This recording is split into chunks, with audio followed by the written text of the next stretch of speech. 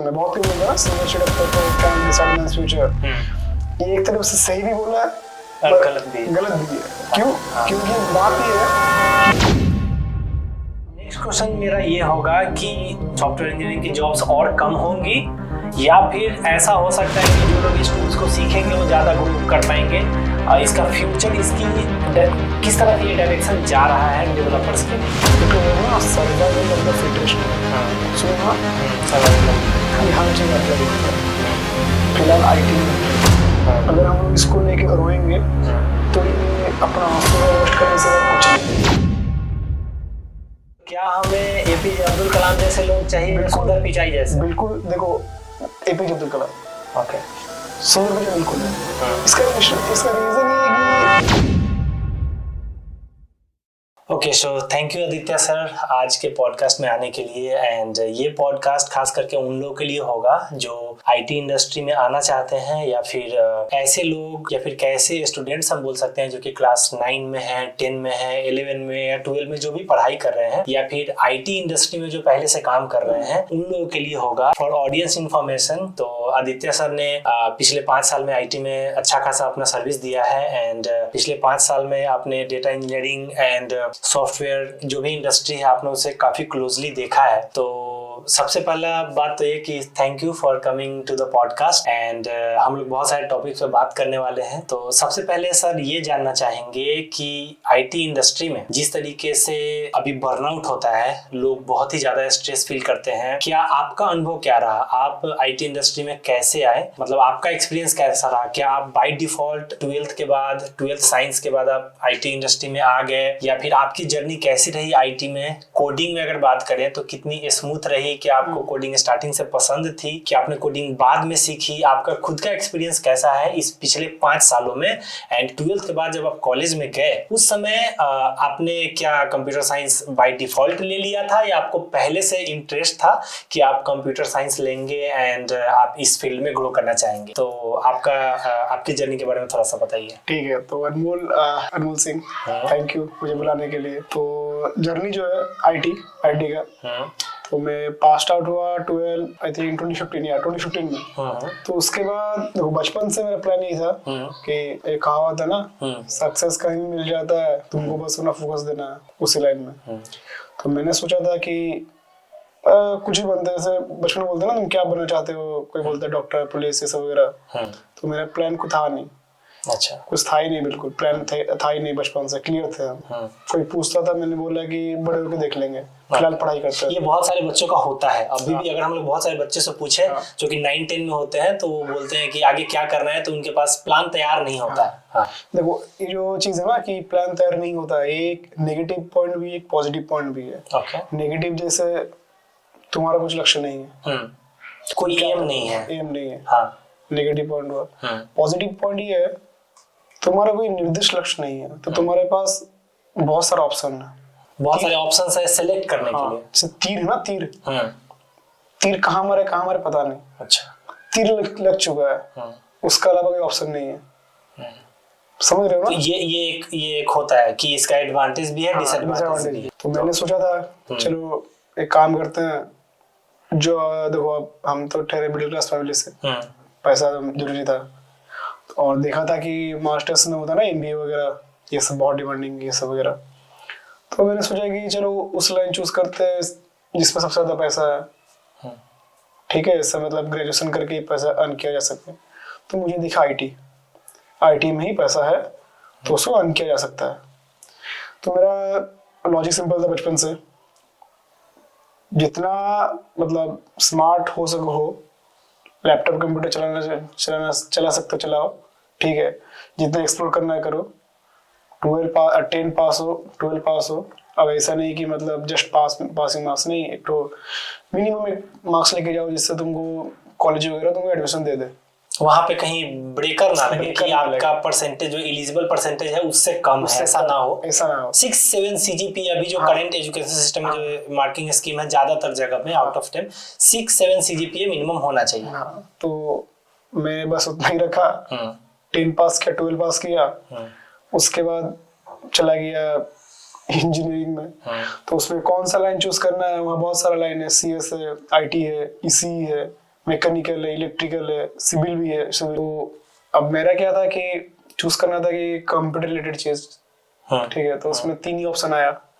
एक आया क्या, CSC, IT और EC, ठीक है। तो CSIT में सीट वगैरह मतलब वो बहुत डिमांडिंग था, तो EC मिला, तो मैंने उसमें चला गया। तो उसमें मतलब कॉलेज जर्नी सही रहा, पढ़ाई वढ़ाई हुआ है। तो जो कोडिंग बहुत कम होता है इसी में, IT और CS का कंपेयर में बहुत कम होता है। मगर अब ऐसा बात है कि सीख सकते हैं, हाँ। ठीक है। और जैसे इंजीनियरिंग जो पूछ रहे हो ना, IT के आने टाइम में, या फिर कंप्यूटर साइंस, बहुत सारे बच्चों को ना CS नहीं भी मिल पाता है, या फिर अगर लेट एडमिशन गए या फिर कुछ भी फॉल्ट हो गया, या फिर बहुत सारे कॉलेज में सीट नहीं है, तो कंप्यूटर साइंस नहीं भी मिलता है। देखो बात क्या है कि IT मतलब जर्नी शुरू करने से पहले ही डिस्कस करते हैं। इसे बच्चे लोग सोचते हैं ना कि अरे जा मुझे CS नहीं मिला या IT नहीं मिला तो क्या करूंगा मैं, EC नहीं मिला। देखो बात क्या है ना कि तुमको कौन सा लाइन में जाना है वो चूज कर लो, ठीक है। जैसे मैं पहले ही बोला, सक्सेस कहीं मिलता है, बस तुमको फोकस करना है।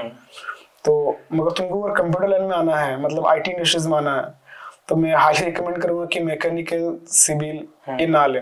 बहुत सारे बच्चे ऐसे करते हैं कि दूसरे सिविल में या कहीं और चले जाते हैं, जब प्लेसमेंट नहीं मिलता है फिर वो आकर के इसमें इंटर करते हैं। देखो बात क्या है कि ऑप्शंस रहना चाहिए, है ना।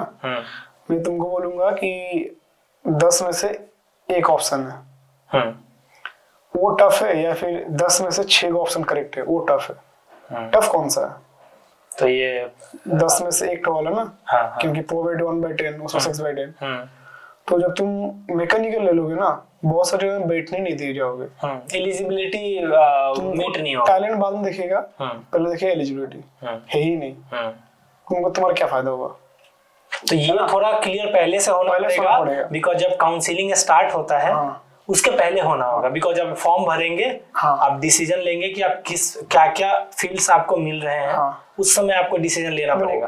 पहले से ही माइंड क्लियर रखना हम कहाँ जाने वाले हैं। एटलीस्ट 12th बोर्ड के थोड़ा पहले, या फिर जेईई रिजल्ट्स आने के थोड़ा सा पहले। बात क्या है कि जैसे 10-12 में ना हम लोग का जो एजुकेशन सिस्टम, ठीक है, वो खराब नहीं है, ठीक है। जैसे हम लोग बोलेंगे कि नहीं बचपन से काम करो, कोडिंग सिखा दो, ये सिखा दो, पूरा चेंज कर दो, मतलब चलो ठीक है। मगर एक तरफ से ये है ना कि मतलब जैसे बच्चे लोगों को क्या ही पता है, ज्यादा एक्सपोजर नहीं है, ज्यादा फील्ड्स का एक्सपोजर नहीं है ना। तो उसीलिए से बंगाल बोर्ड को one of the toughest board बोला जाता है। क्यों?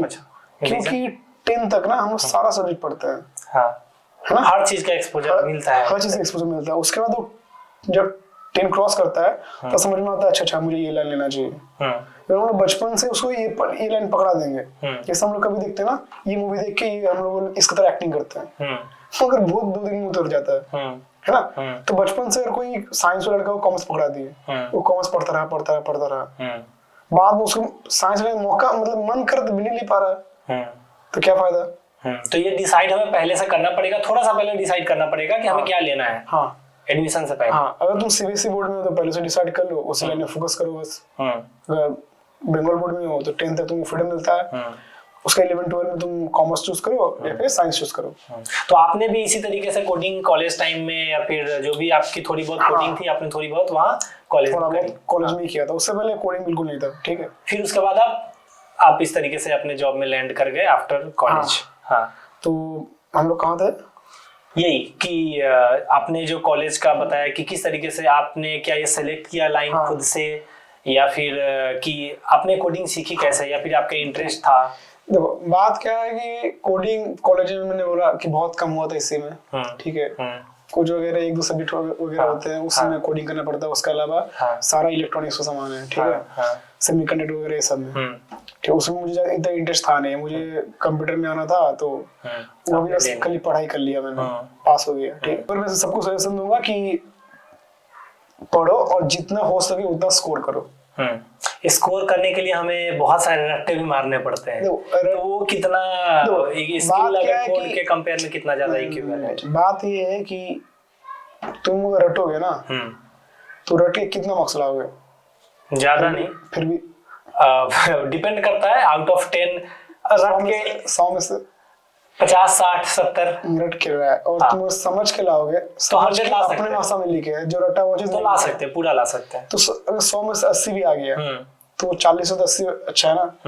तो मैं यही सजेशन करूंगा, पढ़ाई करो चीजों को समझो, ठीक है, उसका लिखो। भले ही तुम 90 या 95 स्कोर ना करो, 85 स्कोर करोगे, मगर अगर तुम समझ के लिख रहे हो और कहीं लग रहा है कि चाहिए समझ में नहीं आ रहा है तो उसको छोड़ दो। इंजीनियरिंग ऐसे सब्जेक्ट है ना, यहाँ पर ऐसा नहीं है कि 10 में से 10 को आंसर करना है, क्वेश्चन आंसर करना है, उसमें और रहता है, ऑप्शंस रहता है, तो तुम अच्छा खासा स्कोर कर सकते हो।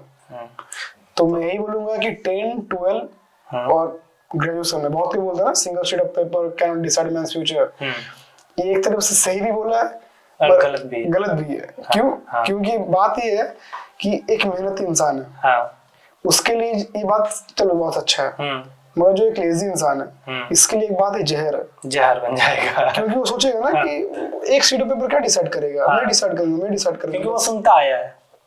तो ये जो कॉलेज की जर्नी, इन सब के बाद अगर हम लोग बात करते हैं कि आईटी में आने के बाद आपने जो भी 5 साल में काम किया है, ये क्वेश्चन काफी जेनेरिक हो सकता है बिकॉज जो वर्क लाइफ बैलेंस की जो बात आती है, हम लोग अभी तक वो जर्नी वाला स्टार्ट नहीं किए हैं, उससे पहले वाला हम लोग बात करें जो भी। क्या बोल रहे हो तुम कि ये जो भी वर्क लाइफ बैलेंस के जो क्वेश्चंस होते हैं ना, कि जो भी गवर्नमेंट जॉब्स की तो अलग ही क्रेज है, उसमें प्रेशर बहुत ही कम होता है, मिनिमल होता है।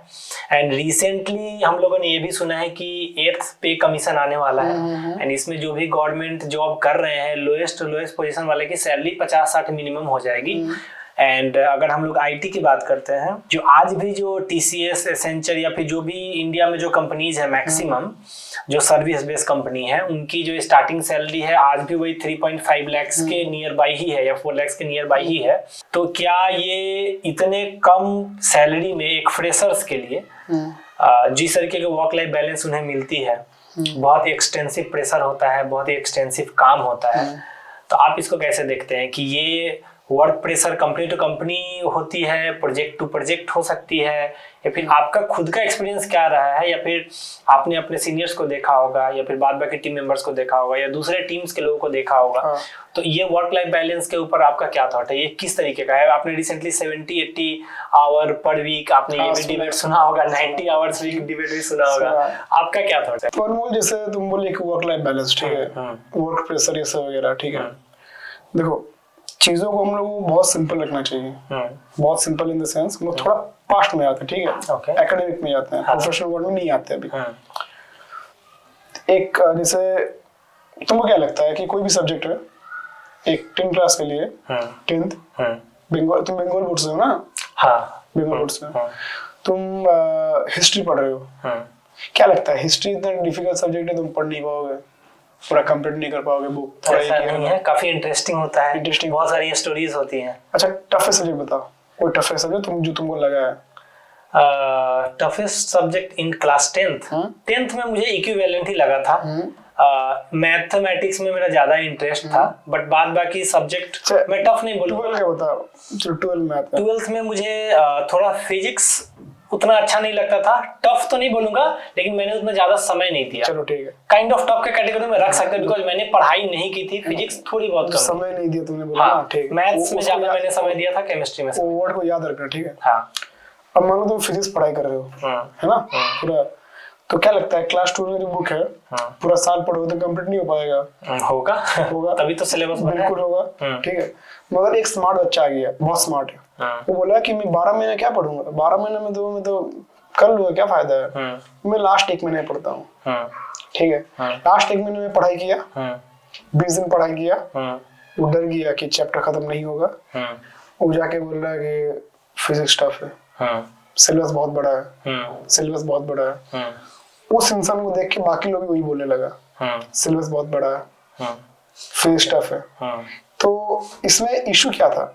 फिजिक्स का इशू था या फिर वो लड़का का इशू था जो पूरा उसने जो स्ट्रेटेजी डिसाइड किया उसमें प्रॉब्लम है ना? हाँ। उसी तरह ये आईटी का प्रेशर वही है, जिसको काम आ गया वो जल्दी से कर लेगा, जिसको काम नहीं आया वो बोलेगा क्या प्रेशर है, प्रेशर है। इफिशिएंसी की बात हो रही है यहाँ पे, कौन ज्यादा इफिशिएंट है, किसके पास स्किल। बिल्कुल, एंड हाँ स्किल है ना, स्किल वो देखो, वो चुटकी बजाने से नहीं आएगा, उसको तुमको शुरू करना पड़ेगा। जैसे कोई भी, जब तुम एक फ्रेशर्स होता है ना, बोलो ना फ्रेशर्स, फ्रेशर्स मतलब क्या है कि कॉलेज से ग्रेजुएट हुआ है, वो काम सीख रहा है।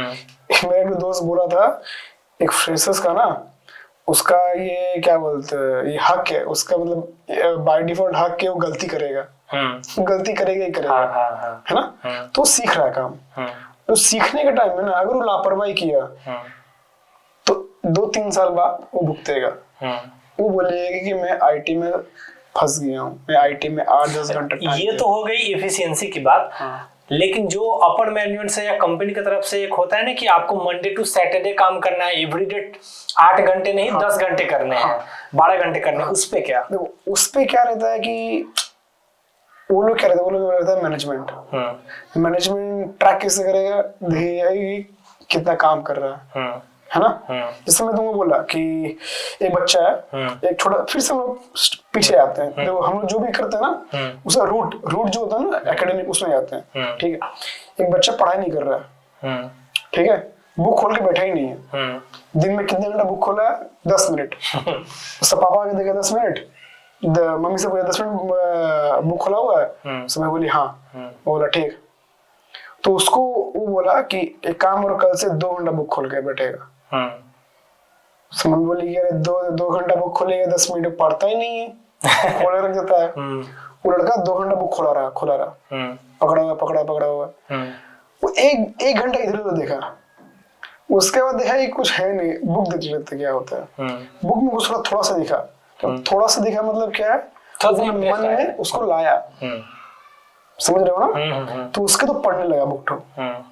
तो आस्ते आस्ते क्या हुआ, उसमें वो बाकी दुनिया से हटके बुक में देखने लगा, समझ रहे हो ना। हाँ, थोड़ा थोड़ा उसके ऊपर, क्योंकि उसके सामने रखा है, थोड़ा सा वो इंटरेस्ट लेगा ही लेगा। हाँ। तो उसी तरह अगर हम लोग ये जो टाइम है ना, अगर 1 घंटा कोई एक बच्चा 1 घंटे एक एप्लीकेशन, जैसे हम मैनेजमेंट ट्रैक करते हैं कि कौन सा एप्लीकेशन कितने देर रन हो रहा है, सब ट्रैक करते हैं। बाद में बोलते हैं तुम्हारा प्रोडक्टिविटी इतना है, तुम्हारा टीम्स में मतलब है ना, मतलब कॉल जो इतने की हो, ये ऐप तो ट्रैकिंग की बात है बेसिकली। ट्रैकिंग करते हैं, उसका बोलते हैं कि तुम्हारा प्रोडक्टिविटी इतना 8-10 घंटे का है, तो तुम मीट नहीं किए हो, तुमको एक्स्ट्रा एफर्ट देना पड़ेगा, ये सब बोलता है प्रेशर जो तुम बोले। तो इसका ये है कि एक बच्चा है कि 1 घंटा पढ़ के कोड समझ लिया, है ना। उससे बगल में और एक बच्चा है, जो सब कोई का दिमाग जो होता है ना, वो फास्ट नहीं होता, मानते हैं फास्ट नहीं होता है, मगर सबके के पास एक ही चीज कॉमन है, पूछो क्या? 24 घंटे। 24 घंटे है हार्ड वर्क करके। उससे अगर कोई थोड़ा लेट समझता है तो वो डिसिप्लिन के साथ उसे ओवरटेक कर सकता है। बिल्कुल। तो अभी क्या है कि 1 घंटे के लिए स्मार्ट बच्चा देखा, समझ गया, जो बगल वाला है ना, तो 2 घंटे समझने वाला बच्चा, वो 1 घंटा देखा, 1 घंटे में तो पूरा नहीं समझा है, 50% समझा है। हार्ड वर्किंग बच्चा, मतलब स्मार्ट वाला बच्चा हटा दिया ना, वो भी हटा दिया डिसिप्लिन, वो भी क्या किया, हटा दिया, तब वो समझ नहीं पाया। तो इसीलिए मैनेजमेंट क्या करता है, बोलता है कि नहीं तुम 8-9 घंटा करो। अगर ये वर्क प्रेशर जो अभी की जो वर्किंग कल्चर है 8 hours per day official IT में जो चलता है, Monday to Friday maximum companies में, कुछ कंपनीज में टिल सैटरडे भी चलता है, तो क्या हमें सैटरडे संडे को ऑफ लेना चाहिए या काम करना चाहिए? देखो ये डिपेंड करता है कि मेरे से छुट्टी लेना चाहिए। इसका रीजन है, इसका रीजन ये है कि हम लोग जो आईटी का जॉब है ना, आईटी का जो पूरा बैठने वाला है, एक चेयर में आइडियली बैठ के हम लोग लैपटॉप में काम कर रहे हैं, ठीक है। ये जॉब बहुत खतरनाक है, क्योंकि हम लोग बॉडी मूवमेंट नहीं कर रहा है ना, लॉन्ग टर्म में बहुत खराब है। तो अगर हम लोग 5 दिन काम करते हैं तो हम लोग जहर कितने दिन खा रहे हैं? 5 दिन खा रहे हैं, बिल्कुल। 8 घंटे खा रहे हैं। अगर ज्यादा करेंगे तो क्या होगा, और ज्यादा बर्नआउट। ये तुमको हेल्थ वाइज बता रहा हूँ, आइटम मतलब कॉर्पोरेट में वाला चीज आएंगे हम लोग। तो उसको वीकेंड में मिला तो क्या किया, उधर घूम सकते हैं दोस्तों के साथ, बाहर निकल सकते हैं, कहीं जा सकते हैं, बहुत सारे ऑप्शन। तो इससे फायदा हुआ। अब जो क्या बोलते हैं कंपनीज वाले बोल रहे हैं ना कि 8 घंटा काम करो, 9 घंटा काम करो। अब इससे बहुत सारा प्रोफाइल होता है आईटी में, बहुत सारा होता है, जैसे डेवलपर हुआ, जैसे टेस्टर हुआ, सपोर्ट वाले प्रोजेक्ट हुए, सपोर्ट वाले बंदे हुए, सब मेंटेनेंस से बहुत कुछ होता है, ठीक है। डेवलपर क्या है, वो बना दिया, आर्किटेक्चर भी होता है डेवलपर का ही, आर्किटेक्चर वो प्रोजेक्ट बना दिया, डेवलपर कोडिंग कर रहा है, ठीक है, कर दिया, खत्म। अब देखो आईटी वाले जो है ना, इन लोगों का डेवलपर वाला अच्छा ये होता है, इन लोगों को डेली नहीं करना पड़ता है, डेली रिलीज नहीं करना पड़ता है। वो लोग डेवलप करेगा, मतलब 2-3 वीक्स के बाद रिलीज होगा। सिस्टम ऐसे काम करता है, सो दे हैव द टाइम। ठीक है, वो सपोर्ट वाले जो होते हैं ना, उन लोग का भले काम ना हो, जैसे मान लो डेवलपर है, ठीक है, जैसे हम डेवलपर है, हमको कुछ दिया गया कोड करने, तो मैंने देख लिया ऐसे करने से हो जाएगा, ठीक है, तो मैंने आज कर दिया, आज ही कर दिया, अभी कर दिया। मगर मैंने बोला कि कोड में जो कॉम्प्लेक्सिटी है ये कम से कम 3 दिन लगेगा, तो आज मैंने कर दिया, तो मेरे पास 3 दिन है ना। अब मान लो जितना भी हाई फाई प्रोजेक्ट आ जाए, जितना भी, मैंने उसको डेली करता रहा, दिमाग लगाया करता रहा, ठीक है। मेरे पास काम है, मैं कर रहा हूँ, काम नहीं है, बनाना ही ना है, तो मैं बैठ गया। तो इसमें रोल वाइज बहुत वेरी करता है, तो मैं बैठ गया। वो सपोर्ट वाले क्या है कि टिकट असाइन होगा तब वो काम करेगा, ठीक है, वो उसको अवेलेबल नहीं पड़ेगा। हाँ, अवेलेबल रहे, लेकिन ऑल टाइम अगर वो कंटिन्यूअसली रोबोट की तरह 10 घंटे 12 घंटे मैनेजमेंट जो है ना, उन लोग चाहते हैं कि वो सपोर्ट वाले से, डेवलपर लोग से उन लोग को उतना फायदा नहीं है। तो ये एक रोल वाइज भी हम लोग बोल सकते हैं कि किस तरीके के रोल्स किसी को प्रोवाइड हो रहे हैं। ठीक है, बिल्कुल। ओके, नेक्स्ट क्वेश्चन मेरा ये होगा कि जो करंट टाइम में हम लोगों ने बहुत सारे ऑटोमेटिक टूल्स देखा है, एआई, बहुत सारे एआई के टूल्स आए हैं, काउंटलेस नंबर ऑफ टूल्स। अभी जो सबसे ज्यादा पॉपुलर है हमारे पास 2-3 है, जैसे गूगल का जेमिनाई है, चैट जीपीटी, और सबसे रिसेंट जो मार्केट में हमारे पास अवेलेबल है वो है डीप सीक। आई थिंक इन्होंने बहुत कम कॉस्ट में $6 मिलियन में या समथिंग लाइक दैट उस अमाउंट में ट्रेन कर दिया उस मॉडल को। यूएस के पास already ChatGPT I think 1 या 2 साल से ऑलरेडी अवेलेबल है। तो ये डेवलपर्स की अगर हम लोग बात करते हैं, आने वाले टाइम में क्या डेवलपर्स की लाइफ बहुत ज्यादा हार्ड होने वाली है, सॉफ्टवेयर इंजीनियरिंग की जॉब्स और कम होंगी, या फिर ऐसा हो सकता है कि जो लोग इस टूल्स को सीखेंगे वो ज्यादा ग्रो कर पाएंगे? इसका फ्यूचर, इसकी किस तरफ ये डायरेक्शन जा रहा है डेवलपर्स के लिए? तो बहुत ही अच्छा पॉइंट है कि आईटी में एआई वगैरह आ रहे हैं, ठीक है। ये भी हम लोग फिर से रूट पे जाते हैं एनसीएंड में, ठीक है।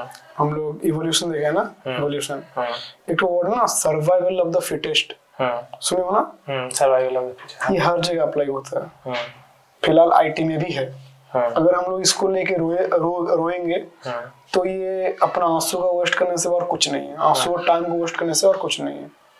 एआई जो है ना, एआई ये बहुत सही चीज है, बहुत सही चीज है, बस यूज सही से करना चाहिए। क्योंकि जैसे तुम डेवलपर बोले ना, डेवलपर इन लोगों का ये चीज मुश्किल नहीं होगा, आसान हो जाएगा, बहुत आसान हो जाएगा। कैसे? ऐसे कि मान लो तुम कुछ कोड कर रहे हो, उसके लिए लग रहा है 3 घंटे, ठीक है, तुम सेम चीज बार बार लिख रहे हो 3 घंटे, तो एआई से ना उसको 1 घंटे में कंप्लीट कर सकते हो। एसक्यूएल वगैरह जो कोड है ना, पता होना चाहिए सर, कैसे ट्विक करना है, क्या पूछना है। अगर तुम वो सही से समझ गए, काम आसान है। पहले समझो ना, सिंपल, जैसे हम लोग पोस्टमैन थे ना, चिट्ठी वगैरह जाते थे, उसका जीमेल आ गया है ना, जीमेल आ गया, तो कंटिन्यू इवॉल्व होते रहेगा, हमें इसे सीखना है और जितना जल्दी हो सके एडप्ट करना है, वरना आगे बढ़ जाएगा इंसान लोग, आगे बढ़ जाएगा। ये तो हुई कि हमें इसे कंटिन्यूअसली सीखना है, इसे ग्रो करना है। अगर हम लोग इंडिया की बात करते हैं, चाइना के पास डीप सीक है, यूएसए के पास चैट जीपीटी है, जेमिनाई है, सारे प्लेटफॉर्म यूएसए के ही पास है। इंडिया के लिए क्या ऐसी प्रॉब्लम है कि इंडिया खुद की एआई मॉडल्स या फिर ऐसे जनरेटिव टूल्स नहीं बना पा रहा है? क्या हमारे बजट में प्रॉब्लम है? क्या हमारी इकोनॉमी उतनी बड़ी नहीं है कि हम लोग रिसर्च एंड डेवलपमेंट में बहुत सारा पैसा खर्च कर सके? बिकॉज जहाँ तक रिसेंट इन्फॉर्मेशन मुझे पता है, यूएस अपने जीडीपी का 3 to 3.6% सिर्फ रिसर्च एंड डेवलपमेंट में खर्च करता है। चाइना आई थिंक 1.6% के लगभग, इंडिया ओनली 0.6%। उन लोग की जीडीपी भी बहुत ज्यादा है, वो लोग ऑलमोस्ट 20 ट्रिलियन के नियर बाई है, हमारी जीडीपी 4 के नियर बाई है। तो इंडिया के लिए क्या ब्लॉकेज है? हमारे पास उतने फंड्स नहीं है, इकोसिस्टम वैसा नहीं है, क्या प्रॉब्लम हो सकती है? देखो, अब इसमें पहले बजट वाले इसमें आते हैं, ठीक है। इंडिया बजट है, ठीक है, अब बहुत ज्यादा नहीं है, बजट है हर चीज में एलोकेट करने के लिए, मगर इशू ये आता है कि इंडिया में सबसे ज्यादा जो प्रॉब्लम है ना, प्रॉब्लम्स बहुत सारे हैं, हर एक फील्ड में प्रॉब्लम्स बहुत सारे हैं, ठीक है। अब मान लो तुम्हारी तबीयत खराब है, तुम मेडिसिन में खर्चा करोगे या फिर तुम बोलोगे कि नहीं मुझे शर्ट 2000 शर्ट खरीदना है या 1000 रुपया शर्ट खरीदना है, मेडिसिन है ना। तो ये आईटी जो है ना, आईटी बहुत सही कर रहा है मगर कोर नहीं है। कोर इन द सेंस हम लोग सिर्फ सर्विस दे रहे हैं, मतलब एक जो लाइफ है ना वो आसान बना रहा है। हम लोग यहाँ खुद से डेवलप नहीं कर रहे हैं, जो कहीं और डेवलप हो रहा है हम लोग उसे एज ए सर्विस दे रहे हैं। हाँ, सर्विस दे रहे हैं, खुद से डेवलपमेंट पे पैसे खर्च नहीं कर रहे हैं। नहीं, इससे हम लोग कोई भी ऐसा था ना, मतलब आईटी में हम लोग कुछ मशीन्स में, एआई में हम लोग बजट एलोकेट नहीं करते 0.6 कर रहे हैं ना, करना चाहिए नहीं ज्यादा, जो और ज्यादा करना क्यों नहीं कर पाते? ये हम लोग इसलिए नहीं कर पाते हैं कि जैसे मैंने बताया कि तुम्हें तबीयत खराब है तो मेडिसिन पर लोगे ना, तो गवर्नमेंट के पास और प्रायोरिटीज है जहां उन्हें पहले खर्चा करना पड़ेगा। नहीं करेगा तो इशू हो जाएगा, वो जो बेसिक नीड है लाइफ की। अब उसके बाद ही वो यहाँ पे दे सकते हैं, ओवरऑल हमें इकोनॉमी को देखना पड़ेगा, ठीक है। अब इसमें इशू क्या आता है कि इंडिया के पास टैलेंट है, बहुत ज्यादा टैलेंट ये लोग खुद बिल्ड कर सकता है, मगर प्रॉब्लम ये है कि मान लो कि इंडिया में अगर कोई कंपनी उसको 30 लाख दे रहा है, यूएस में सेम काम करने के लिए 60 लाख देगा, तो कहाँ जाएगा? तुम खुद बताओ। यहाँ पे आएगा आउटसोर्स करके इंडिया में। नहीं, इंडिया में 30 लाख दे रहा है, ओके, यूएस में 60 लाख दे रहा है, तो बंदा किसको चूज करेगा? ऑब्वियसली यूएस को चूज करेगा ना। तो यहाँ पर तो इंडिया बन नहीं पा रहा है। इंडिया बनेगा कब? जब ऐसे एक फीलिंग आ जाएगा, नहीं मुझे अपना देश को ग्रो करना है, तभी जाके ये ग्रो होगा, और अभी हो रहे हैं। तो क्या हमें एपीजे अब्दुल कलाम जैसे लोग चाहिए, सुंदर पिचाई जैसे? बिल्कुल, देखो एपीजे अब्दुल कलाम, ओके, सुंदर पिचाई बिल्कुल नहीं। इसका रीजन ये है कि वो कौन सी कंपनी मालिक है? वो गूगल, जो कि यूएस का है और वो अगर सिटीजन भी है, ठीक है। अगर कुछ भी हुआ इंडिया और यूएस का, यूएस कर दिया, गूगल को बंद कर दिया, तब इंडिया हालत क्या होगा? हम लोग जितना ही बोलेंगे सुंदर पिचाई, तो इंडिया ने मानेगा क्या? नहीं। तो फिर मेरा खुद का अगर मैं बात करूं तो मेरा ये मानना है कि जो भी बड़े बड़े टेक कंपनीज हैं, उनके जो सीईओ जो इंडियन थे, है नहीं, इंडियन थे, हमें उन्हें बहुत ज्यादा अप्रिशिएट करने की जरूरत नहीं है। हम लोग अपने नॉर्मल देखते हैं डिस्कशंस में कि इस कंपनी का मालिक इंडियन है, वो इंडियन था, वो गूगल का मालिक बन गया, गूगल का सीईओ हो गया, माइक्रोसॉफ्ट का हो गया सत्या नडेला। आई थिंक हमें बहुत ज्यादा उन्हें अप्रिशिएट करने की जरूरत नहीं है। हम लोग सिर्फ इतना बोल सकते हैं कि yes, they have done good in their life, अच्छे जगह पे पहुंचे हैं, अच्छे कंपनी को लीड कर रहे हैं। बट हमें फ्यूचर में ये एक एम बनाना पड़ेगा कि हमें भी सत्या नडेला और सुंदर पिचाई जैसे लोग इंडिया में खड़े करने हैं। तो हमारे अगर सिस्टम में कोई फ्लॉज है जो ये सब बिजनेस करने के लिए रोक रहा है, तो हमें उससे लड़ना पड़ेगा, है ना, ये हमें देखना पड़ेगा। देखो जैसे सुंदर पिचाई, सत्या नडेला है ना, इनसे ये इंस्पायर हो कि ये लोग कहाँ बॉर्न हो, इंडिया में बॉर्न हो, ठीक है। हो सकता है इनको प्रिविलेज ना मिला हो, जैसे सुंदर पिचाई हाँ, बहुत कम लिस्ट तो सीएस का स्टूडेंट नहीं थे ये, ठीक है, ये मेटलर्जी में थे, आई थिंक मेटलर्जी से। तो वो क्या सोचे कि मैं क्या आईटी में नहीं आ सकता क्या? अल्टीमेटली वो वहां पे पहुंचे गए ना। हम लोग ये इंस्पिरेशन ले सकते हैं। तो हम लोग को वो इंस्पायर होना चाहिए, ये नहीं कि मतलब वो इंडियन है, ऐसा नहीं हो, मतलब फायदा नहीं है करके। हमारे देश के लिए उससे क्या भला हो रहा है? कुछ नहीं। जो पॉलिसी यूएस की इम्प्लीमेंटेड है, गूगल, बाद बाकी वहाँ सेम चीज यहाँ पे भी है। कुछ जैसे लेंसकार्ट का जो मालिक है ना, ओनर, नाम भूल जा रहे हैं, ठीक है, जो भी, हाँ, वो शार्क टैंक में आई थी, शार्क टैंक में वो जज है, वो यूएस में थे, माइक्रोसॉफ्ट में काम कर रहे थे, वो इंडिया में आके उन्होंने लॉन्च किया। आई थिंक शादी.com वाले भी कुछ ऐसे ही थे, कुछ मित्तल नाम है किसका? हाँ, मित्तल, ओके, इनका नाम है कुछ बंसल नाम है शायद, ओके, ठीक है। वो इंडिया में के लेंसकार्ट लॉन्च किया, तो उन्होंने यूएस में लॉन्च नहीं किया, यहाँ पे आके लॉन्च किया, इंडियन कंपनी, इंडियन हो सकता है कि उसमें मार्केट नहीं था, जो भी वगैरह कुछ भी मतलब सपोर्ट नहीं करा तो अलग बात है, मगर इंडिया में आके लॉन्च किया, तो वो इंडिया की इकोनॉमी बढ़ रहा ना। इंडिया के लोगों को एम्प्लॉयमेंट मिल रही है, वो कंपनी अगर दूसरे देशों में एक्सपैंड करती है तो वो इंडियन कंपनी बोला जाएंगी ना। तो मेरे हिसाब से ये लोग जैसे आदमी है, इन लोग को ज्यादा अप्रिशिएट करना चाहिए, बहुत अप्रिशिएट करना चाहिए कि इंडिया में आके इंडिया को ग्रो कराएंगे, है ना। सो आपका फिर क्या थॉट है इस पे कि इंडिया अपना मॉडल्स क्या बना पाएगा या फिर ये पूरा रेप्लिका होगा चैट जीपीटी एंड डीपसीक का? देखो, रेप्लिका तो हर चीज का होता है कि कोई शुरू किया, कोई उसको कंटिन्यू किया आगे तक, है ना, उसको इम्प्रूव किया, एडेप्ट करके उसको और ही अच्छा किया, इवॉल्व किया, ठीक है। तो देखा जाए तो हम लोग नजरिया देख लेंगे ना कि नहीं, हम लोग उसका अर्लीस्ट वर्जन को माइंड में रखें तो हर चीज का रेप्लिका है। मगर अगर हम लोग देखेंगे कि नहीं, ये कुछ नया बनाया है, इसमें इसको एक्सेप्ट करते हैं, तो हर चीज नया लगेगा, ठीक है। और जो यूएस का जो पैसा है ना, मतलब ये चैट जीपीटी वाले बनाने में, ठीक है, उनके जो ओनर है ना चैट जीपीटी के, क्या नाम है, कुछ ऑल्टमैन, सैम ऑल्टमैन। तो उनसे कई महीने कई सालों पहले पूछा गया था क्या लगता है इंडिया लोग बना पाएगा। ये आई थिंक ये पिछले ईयर का इंसिडेंट है जब उन्होंने बोला था, अभी बहुत शॉर्ट्स वायरल हुआ है कि बना पाएगा, बोले कि नहीं, वो impossible to think, you can try, ऐसा बोला गया था, है ना। चाइना बना दिया, कितने बजट में? इन्होंने 600 मिलियन में किया, उसने 6 मिलियन में कर दिया। तो इंडियन लोग भी चाहे तो कर सकता है, बिल्कुल कर सकता है। अब मैंने वही बताया कि पैट्रियटिज्म, अगर जिसके मन में ये आ गया और फॉर आ रहा है, जैसे हम लोग का वर्ड है ना ब्रेन ड्रेन, जो स्मार्ट पर्सन लोग यहाँ से जा रहे हैं, उन्हें रोकने की जरूरत, मगर कुछ रह भी रहे हैं। अब प्रॉब्लम ये है कि अगर 2 स्मार्ट बच्चा जल्दी कर सकता है, 4 स्मार्ट बच्चा और तेजी से करेगा, है ना। तो अगर हम जितना हो सके उतना स्मार्ट बच्चा अगर इंडिया में रहेगा तो इंडिया कैसे ग्रो करेगा, बहुत जल्दी ग्रो करेगा। वही जो ब्रेन ड्रेन है ना, वो अगर कोई भी तरीके से रोका जाए या फिर वो लोग खुद सोचे, खुद आई थिंक हमें इकोसिस्टम ही ऐसा बनाना पड़ेगा, बिकॉज़ लोग अपॉर्चुनिटी को ही देखते हैं अपने स्टार्टिंग करियर फेज में। देखो इकोसिस्टम तो बनाना पड़ेगा, और इंडिया का इकोसिस्टम बन रहा है, ऐसा नहीं कि नहीं बन रहा, बन रहा है। अभी पिछले 5-10 साल की अगर बात, 10 सालों में बहुत बना है। मगर अगर तुम्हारा सोता ना कि if money is the number never ends, then your search for happiness will never come, ठीक है। तो तुम अगर पैसा कोई हमेशा देखोगे कि मुझे पैसा ही चाहिए, कैसे होगा? क्योंकि यूएस के पास बहुत पैसा है, तो वहीं जाएगा। जैसे तुम बताया ना कि जो चैट जीपीटी को बनाने में 600 मिलियन रुपए लगा, कहाँ लगा?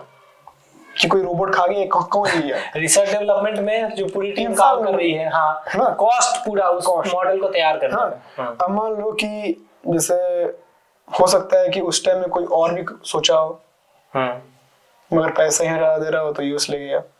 और यूएस का हर चीज है ना, वो लोग हर चीजों को बिजनेस तरीके से देखता है, बिजनेस तरीके से ही देखता है। ये लोग जैसे अभी चैट जीपीटी ना, मतलब एआई एमएल का दुनिया है, तो ये लोग सोचा कि किस तरीके से एआई एमएल से हम पैसा उठाएं, एआई एमएल से ही पैसा उठाया। जैसे चैट जीपीटी 600 मिलियन रुपया लगा, यूएस का गवर्नमेंट कितना रुपया लिया टैक्स? लिया होगा ना, तो उसके पास पैसे आ रहा है ना। 600 मिलियन पैसा कहाँ से आया? इन्वेस्टर लोग से। इन्वेस्टर लोग कहाँ से? पूरे दुनिया से पैसा आया। हाँ, और खास करके निविडिया वगैरह के रिसेंटली हमने एक वीडियो देखा जिसमें ट्रम्प निविडिया के जो आई थिंक सीईओ थे या उनसे उनकी बात हो रही थी। अगर हमारे इंडिया के कॉन्टेक्स्ट में बात करते हैं तो हमारे यहाँ गवर्नमेंट की जब इलेक्शंस होती हैं तो उन्हें ये बोला जाता है कि हम इस स्टेट को ये फ्री कर देंगे, राशन फ्री कर देंगे, इलेक्ट्रिसिटी फ्री कर देंगे। इससे एक जो कॉमन इंसान होता है जिसने एजुकेशन ज़्यादा कंप्लीट नहीं किया है, काफ़ी लोअर मिडिल क्लास में, वो सोचता है मुझे फ्री मिल रहा है, मैं इसे ही वोट करूंगा, एंड वो जीत जाता है।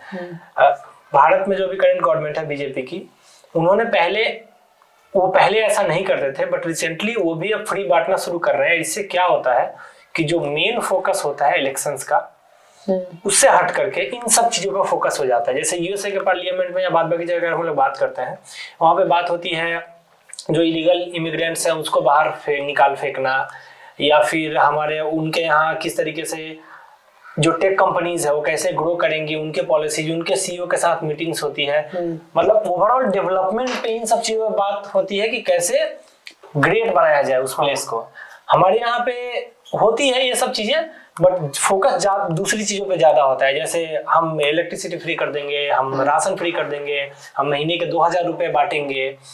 इससे ये लोगों के थॉट में प्रॉब्लम है। दोनों यहाँ पे एजुकेशन सिस्टम कम है, इस वजह से है, या फिर हमें और समय लगेगा लोगों को एजुकेट करने में? क्या देखते हैं प्रॉब्लम? देखो बात यही है कि मैंने बोला था ना नजरिया, इंसान का नजरिया, ये जब तक ठीक नहीं होगा तब तक तुम कुछ भी करो ठीक नहीं होगा। क्योंकि हम लोग बोलते हैं ना पॉलिटिशियन ये रूल करना चाहिए, पॉलिटिशियन ऐसा है, पॉलिटिशियन वैसा है। अरे पॉलिटिशियन भी एक इंसान ही है ना, क्या पता हम लोग 10 में से एक दिन पॉलिटिशियन बन जाए। तो 10 में जो 10 जन है ना, वो लोग बचपन ही से अपने आप को ठीक कर ले, वो पॉलिटिशियन बनेगा तो भी ठीक काम करेगा ना। तो इंसान लोग को अगर समझ लो कि बहुत अजीब लगेगा बोलने में, 10 गधे को कंट्रोल करने में आसान है या 10 घोड़े को गधों को है ना। तो उसी तरह तुम अगर कुछ फालतू चीजें बांटोगे, गधे लोग तो जल्दी ले लेगा, घोड़ा लोग लेगा नहीं, एक घोड़ा 9 घोड़ा नहीं लेगा, है ना। तो बात वही है कि अगर हम लोग इंसान लोग ही अपने आप को सुधार दे, तो पॉलिटिशियन या फिर कुछ भी जितना भी हो जाए हम लोग अच्छी चीजें एक्सेप्ट करेंगे। क्योंकि पॉलिटिशियन देखेगा ना कि अच्छा ये करके लोगों को कुछ फायदा नहीं हो रहा है, लोग एक्सेप्ट नहीं कर रहा है। जनता को एजुकेटेड होना पड़ेगा और समझदार होना पड़ेगा। मैंने कुछ दिन पहले कुछ न्यूज सुना या रील देखा था, बहुत अच्छा बात बोला था कि यूएस में बाहर देश में क्या होता है, जो यूरोपियन कंट्रीज डेवलप्ड नेशंस जो है, वहां जब कुछ एआई एमएल के लिए कुछ स्पीच दिया था ना, है ना, ऐसे एप्पल लॉन्च होता है दिया था ना, हम लोग सीईओ टीम को कैसे एल्डमैन है ना, वो लोग को सुनते हैं, तो हम लोग के लिए स्टार है। अच्छा हम लोग इसको देख के सुन रहे हैं। इंडिया में कैसा बना है? इंडिया में ऐसा कुछ सुना, हम लोगों ने ऐसा कुछ सुना ही नहीं अभी तक। नहीं सुना, सुने भी होगा ना, देखा है कि इन लोगों प्रोडक्ट लॉन्च करना है तो कोई फिल्म स्टार को बुला लो। क्योंकि नहीं बोला होगा तो इंसान को देखेगा नहीं। ऐसा नहीं कि इंडिया बस नहीं है, इसरो एक रिमार्केबल, इतना साल बाद इंसान को देखा उसको, बताओ। पिछले 5-10 साल में जो इसरो किया है, 2010-12 से जो कर रहा है, 5-10 साल पहले, तुम लास्ट कितने सालों में इसरो को देखो कि बहुत ज्यादा तरक्की किया। तुम कितना नजर में आया तुम्हारा? 2012-13 से बहुत ज्यादा रैपिड स्पीड में मंगलयान वगैरह आदमी लोग देखने लगा ना। 2012-13 से बना कब था? बना तो था आई थिंक 1960s में। मतलब बात यही है कि जब तक वो सक्सेसफुल ना हो हम तब तक देखेंगे नहीं। बात यही हो ना। मगर ये इससे कैसे चलेगा? हम लोग सपोर्ट ही नहीं करेंगे तो सक्सेसफुल बनेगा कैसे? क्योंकि 10 में से 10 जन सक्सेसफुल नहीं बनता है, एक जन बनता है। क्या पता हो सकता है कुछ इशू की वजह से 9 जन नहीं बना, मगर क्या पता हम लोग सपोर्ट करते 9 में से 3-4 बन जाता, है ना। तो ओवरऑल हमें टाइम देना पड़ेगा और नजरिया बदलना पड़ेगा इंसान लोगों को कि हाँ हम लोग को हर चीजों को मतलब वो लोगों को जो है ना मतलब रिस्पेक्ट वो देना चाहिए हम लोग को, और उन्हें और हेल्प करनी चाहिए। हाँ, और हम लोग को कोई चीज मिलाना नहीं चाहिए। एक्टर है तो ठीक है, एक्टिंग करता है बहुत गुड, मगर वो अगर कोई बिजनेसमैन है तो बिजनेसमैन की बात सुनेंगे, ना ही एक्टर की बात सुनेंगे। समझ रहे हो? ये तो हो गई ओवरऑल डेवलपमेंट की बात। अगर हम लोग बात करते हैं कि आने वाले 5 से 10 साल में आईटी का क्या स्कोप होने वाला है, खास करके आईटी में जो एक बहुत ही बूमिंग फील्ड है, क्योंकि आप खुद भी डेटा इंजीनियरिंग से आते हैं, तो डेटा इंजीनियर्स की वैल्यू आने वाले टाइम में कितनी ज्यादा होने वाली है, एंड आईटी के जो डेवलपर्स क्या शिफ्ट हो जाएंगे टुवर्ड्स एआई, एंड अगर डेटा इंजीनियरिंग की बात करते हैं तो उसमें कैसा स्कोप है, बिकॉज ये टर्म अभी बहुत पॉपअप हो रहा है एंड इसकी डिमांड बहुत ज्यादा है। तो आप इस पे क्या कहना चाहेंगे? डेटा, बिकॉज जहां तक मेरी समझ है डेटा ऑलवेज ही ग्रो करेगी विथ टाइम, और ज्यादा डेटा कंज्यूम होंगे डेली बेस पे। फेसबुक की आई थिंक डेली डेटा बहुत ही बड़ी साइज की डेटा है, मुझे खुद याद नहीं है। तो what is the role of data engineers आने वाले टाइम में? देखो बात यही है कि डेटा इंजीनियर्स पहले ही थे। कभी सुने हो डेटा एंट्री का जॉब है? ये डेटा एंट्री का जॉब मैंने 9-10 में सुना था। डेटा एंट्री तो सुना था, तो मतलब हम डेटा एंट्री कर रहे हैं, हाँ। तो पहले क्या था कि डाटा एंट्री कर रहे हैं कि कंप्यूटर्स में काम कर रहा है, थोड़ा बहुत डाटा है और बाकी जो है आदमी लोग काम कर रहा है, ठीक है। मुझे मैंने बोला ना आईटी हर चीज को आसान कर लेता है, स्मूथली चलाने में हेल्प करता है ऑर्गेनाइजेशन को, एक इंसान के लाइफ को भी, ठीक है। तो क्या हुआ, हर चीज का डेटा फीड होने लगा, कंप्यूटर में आने लगा, है ना। हर चीज का मान लो तुम एक्सेल जो फाइल ना पहले बना 1 MB का बना, चलो कोई बात नहीं, जब हर एक डाटा फीड होने लगा तो साइज बढ़ने लगा। 1 MB, 1 GB, 1 TB, 10 टीवी। जब ऐसा होने लगा कंप्यूटर तो बोला कि अब तो हम नहीं कर पाएंगे, प्रोसेस नहीं कर पाएगा, इन लोग को आर्किटेक्चर बदलना पड़ेगा। तभी लोग दिमाग लगाया कि अच्छा छठी ऐसे आर्किटेक्चर से सॉल्व हो जाएगा। ठीक है, तब एक फील्ड इमर्ज हुआ। क्या, जब डाटा बढ़ने लगा तब एक फील्ड इमर्ज हुआ। जब डाटा बिग डाटा बन गया तब एक फील्ड इमर्ज होने लगा। बिग डाटा या डेटा इंजीनियरिंग? तो डेटा इंजीनियरिंग ऐसा एक फील्ड जो डाटा के रिलेटेड काम करे।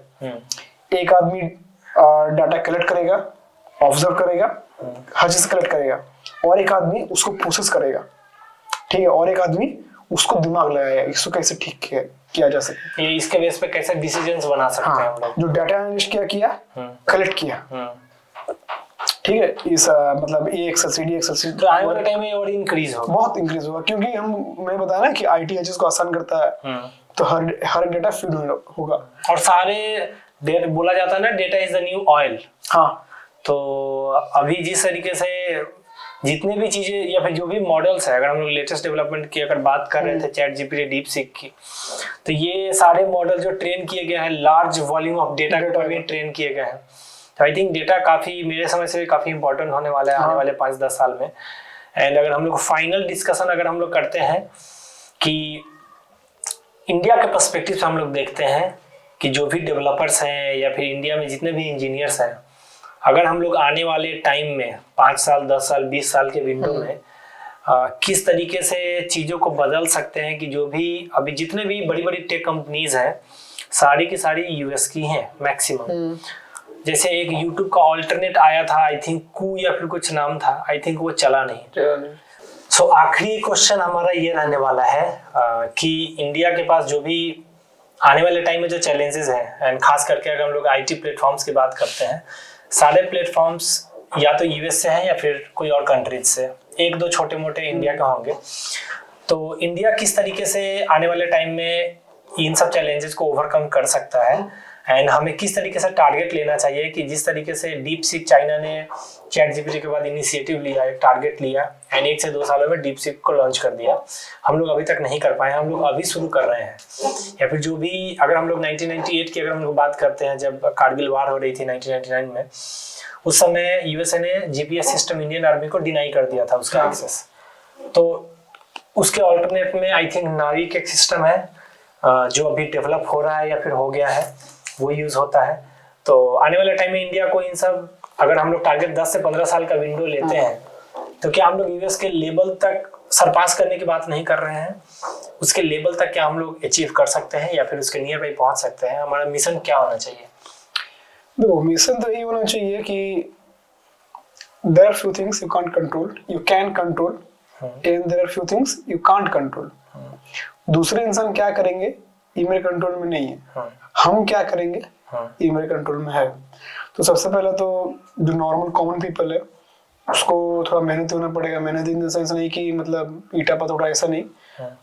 पढ़ो लिखो और कोई चीजों को सर पे मत बैठाओ, फर्स्ट थिंग ये हुआ। ठीक है, और पॉलिटिकली देखोगे, जैसे यूएस बताया 1998 कारगिल वॉर में जीपीएस सिस्टम नहीं दिया।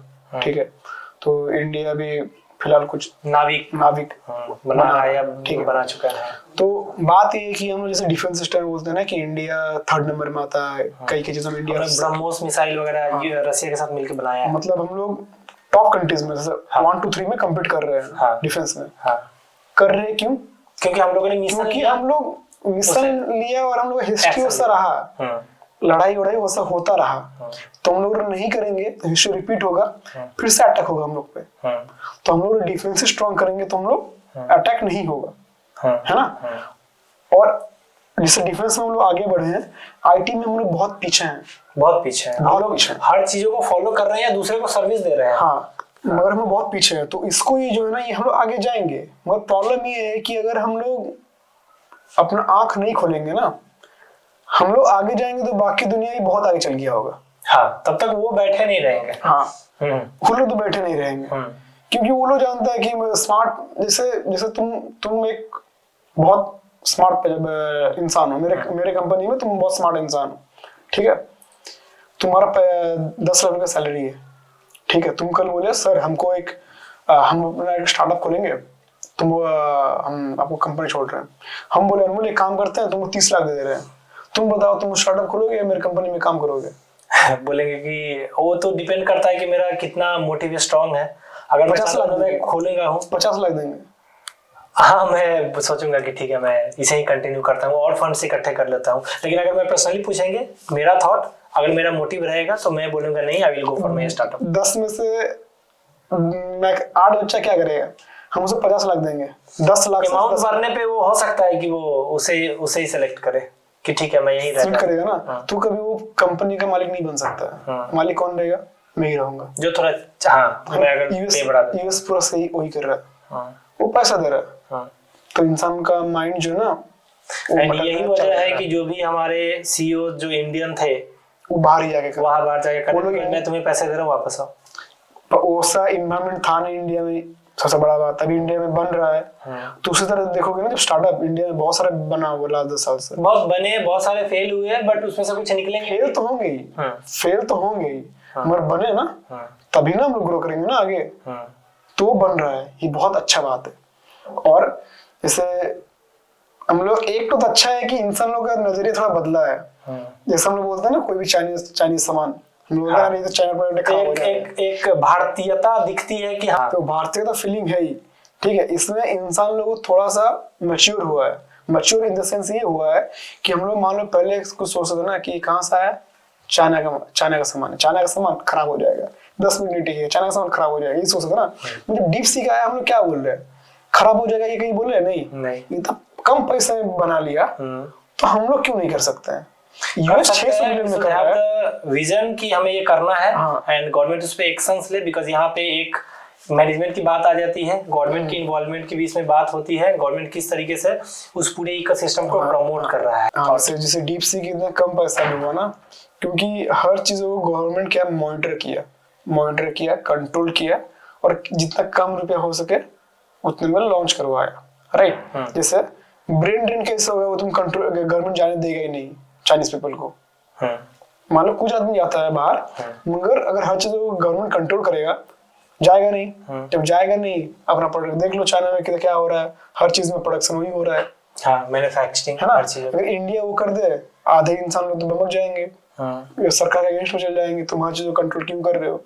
कंट्रोल नहीं करेंगे, देखो महंगाई बढ़ रहा है। तो यहाँ पे डेमोक्रेसी है, लोगों के पास आजादी है। तो इसमें इंसान लोगों को क्या सोचना चाहिए कि हम लोगों को थोड़ा सा, अगर हम लोग गधे से अगर घोड़े बन जाएंगे तो क्या फायदा होगा? अपना तो फायदा होगा ही, देश का भी फायदा होगा। दोनों चीजों को ध्यान में, दोनों चीज होगा। और सबसे बड़ा मैच्योर हुआ है ये डीप सी। ये कोई नहीं बोला कि डीप सी चाइना की चीज से खराब होगा, सबको ये बोला कि चाइनीज बना सकता है, तो हम लोग क्यों नहीं? हालांकि एक यूरोपियन नेशन या फिर आई थिंक ऑस्ट्रेलिया या किसी ने डीप सी को रिसेंटली बोला है कि हम इसे बैन कर देंगे ड्यू टू सिक्योरिटी रीजंस। लोगों को साफ साफ दिख रहा है कि यहाँ पे कोई सिक्योरिटी की चीजें नहीं है। इतने दिन से चैट जीपीटी चल रहा था, कोई सिक्योरिटी रिस्क नहीं था, चाइना ने बना दिया, तो कैसा सिक्योरिटी रिस्क आ गया? इसमें ये बहुत पॉलिटिकल इशू है, उसी की वजह से ही हो रहा है। हमारे इंडिया गवर्नमेंट अभी स्मार्ट है, ये सब चीजों को अच्छे से डील कर सकता है, तो we are in the right track, but the problem is in few fields we are slow. तो वो फील्ड में अगर हम लोग जल्दी फास्ट दौड़ेंगे तभी अच्छा होगा। So as I said, like we are on the right track, but we are slow. So हम लोगों को थोड़ा फास्ट इनिशिएटिव लेना पड़ेगा, और ये जो गवर्नमेंट है बहुत सही गवर्नमेंट है, और ये सही काम भी कर रहे हैं। तो मैं नहीं बोलूंगा कि बस अपना काम करते रहो, दूसरे जो कर रहे करने दो। तो बेसिकली हम लोग सही ट्रैक पे हैं, थोड़ा हमें और समय देना पड़ेगा, एंड 5 से 10 सालों में बहुत सारी चीज़ें चेंज होंगी। ऑब्वियसली दूसरे कंट्रीज भी तेजी से आगे बढ़ेंगे, बट हम लोग भी सही ट्रैक पे होंगे। सो चलिए, बहुत अच्छा डिस्कशन रहा आज का, एंड आने वाले टाइम में हम लोग और वीडियोस करेंगे, एंड हम लोग ऑडियंस को बोलेंगे प्लीज़ चैनल को सब्सक्राइब करें, एंड अपने दोस्तों के साथ शेयर कर सकते हैं। एंड जो भी थॉट्स हैं, आप क्या आईटी के बारे में सोचते हैं, क्या नॉर्मल थॉट है आपका कि आईटी का इंडिया में किस तरीके की ग्रो हो रही है, या आप कैसा फील करते हैं, या क्या आप आईटी में आना चाहते हैं, या जो भी क्वेश्चंस है आपके इंडिया से रिलेटेड कि इंडिया आईटी में कैसा परफॉर्म कर रहा है, आप क्वेश्चंस ऑब्वियसली आप कमेंट में दे सकते हैं, हम लोग आंसर करेंगे। So thank you for watching the video. चलिए तब तक के लिए मिलते हैं अगले वीडियो में। नमस्कार। नमस्कार।